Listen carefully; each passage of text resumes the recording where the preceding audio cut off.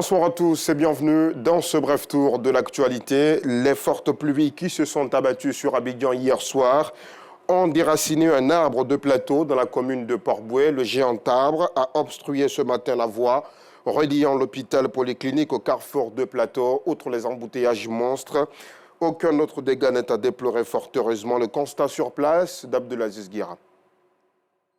C'est à pied que Joël devra se rendre à son lieu de travail ce mercredi matin. Cela à cause d'un arbre déraciné qui a terminé sa course sur la chaussée. Conséquence, aucun véhicule ne peut relier cette polyclinique au carrefour de plateau par ce chemin. Une situation difficile à gérer pour les usagers du tronçon. D'habitude, j'emprunte cette voie-là pour venir juste au travail. Bon, ce matin, je constate qu'il y a un arbre qui est juste tombé, juste derrière là, et les voitures n'arrivent pas à passer. Donc nous sommes obligés de descendre et marcher juste pour venir au travail.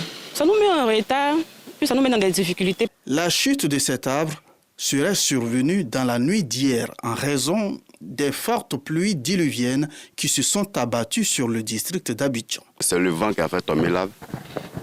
Il y a un chauffeur de Wororo, plus une personnelle, qui ont été avalés, mais le chauffeur du Wororo a freiné. Donc les deux ont été contrecalés par les petites branches. C'est lorsque le chauffeur a freiné, le chauffeur du Wororo a freiné, que ça a sauvé celui aussi qui était derrière. Sinon les deux allaient rentrer en bas de l'arbre. Et c'est ainsi, moi et mon voisin collègue, on a commencé à tailler les branches pour les sauver. Dans ce même secteur, 2 poteaux électriques présentent des risques imminents d'effondrement. Si rien n'est fait, les prochaines pluies pourraient engendrer plus de dégâts.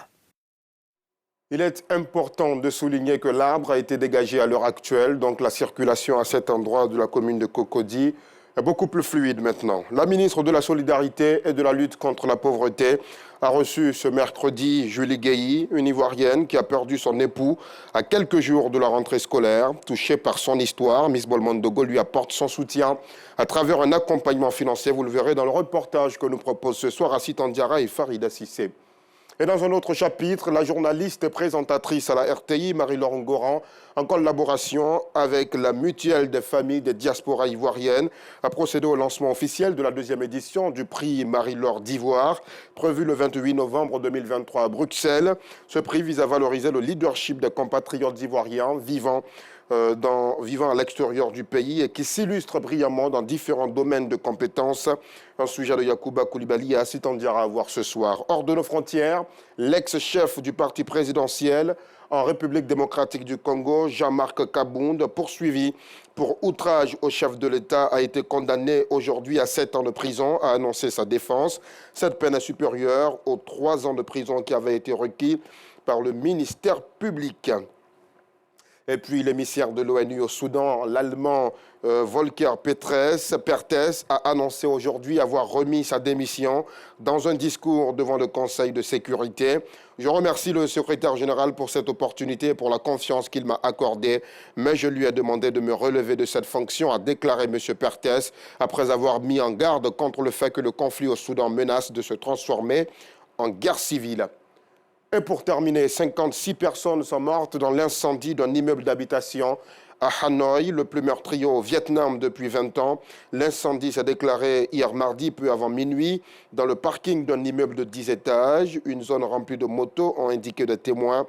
56 personnes ont été tuées et 37 blessées, a précisé la police dans un communiqué.